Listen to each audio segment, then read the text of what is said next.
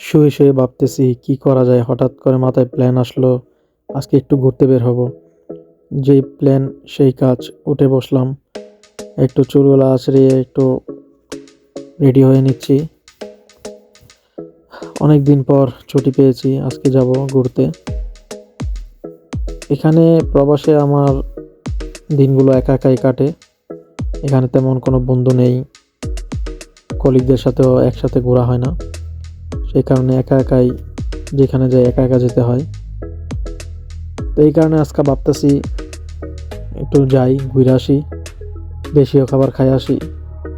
কারণ আমার খুব দেশীয় খাবার খাইতে মন চায়, অনেক দিন হয়ে গেল দেশি খাবার খাই না। তো যেই কাজ সেই প্ল্যান, সেই মোতাবেক রেডি হয়ে নিতেছি। উবারে কল দিয়ে রাখছি, একটু পরে উবার আসবে, গাড়ি আসবে। তো চলেন আজকে দেখাই কিভাবে আমার ছুটির দিনে একটি বিকালবেলা অতিবাহিত করি। কারণ সারাদিন রুমে বসে বসে আর ভালো লাগে না, বোরিং লাগে। এই কারণে ভাবলাম একটু ঘুরে আসি। তো আমি যেই জায়গাতে থাকি, সৌদি আরবের, এই সিটিটা আসলে জনবহুল তেমন নাই বললেই চলে। খুবই একটি নীরব একটি এলাকা।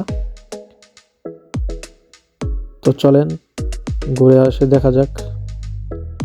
এই যে উবার গাড়ি চলে আসলো, এখন আমি উবার করে চলে যাচ্ছি। রিয়াদে যেমন আছে বাতা মার্কেট, বাঙালি মার্কেট, আমাদের এখানেও এরকম একটা আছে নাম, সিটি ফ্লাওয়ার। আমি আজকে ওই সিটি ফ্লাওয়ারে যাব। তো গাড়িতে উঠে বসলাম, রওনা দিলাম।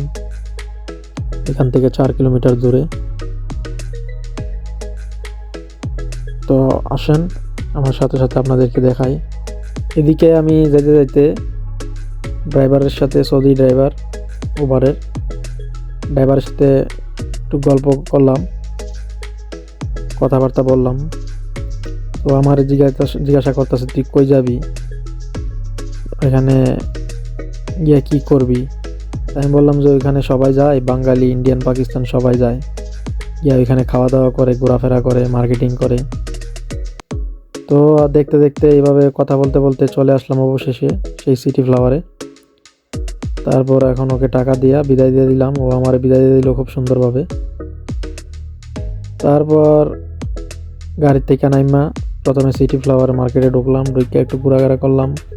ঘোরাঘুরি করে আইসা আবার বসলাম একটা হোটেলে। এই যে আমার প্রিয় খাবার মুড়ি বুট, মুড়ি বুট খাইলাম। মুড়ি বুট খাওয়ার পরে একটু পরে আবার একটা চটপটির অর্ডার দিলাম। চটপটি আমার খুবই ফেভারিট, বিশেষ করে ফুচকার চটপটি আমার খুব ভালো লাগে। বাঙালি মার্কেট গেলে এই দোকানটাতে আমি সবসময় চটপটি আর ফুচকা খাই আর ঝালমুড়ি খাই। দোকানটা ছোট হইলেও প্রচুর কাস্টমার আসে এখানে, কারণ এটা বাঙালি মার্কেট। বাঙালি, ইন্ডিয়ান, পাকিস্তান সবাই আসে। এই যে ঝালমুড়ি খাওয়ার পর আমি এই যে চটপটি নিলাম। চটপটি দেখলে তো জিভে পানি এসে যায়।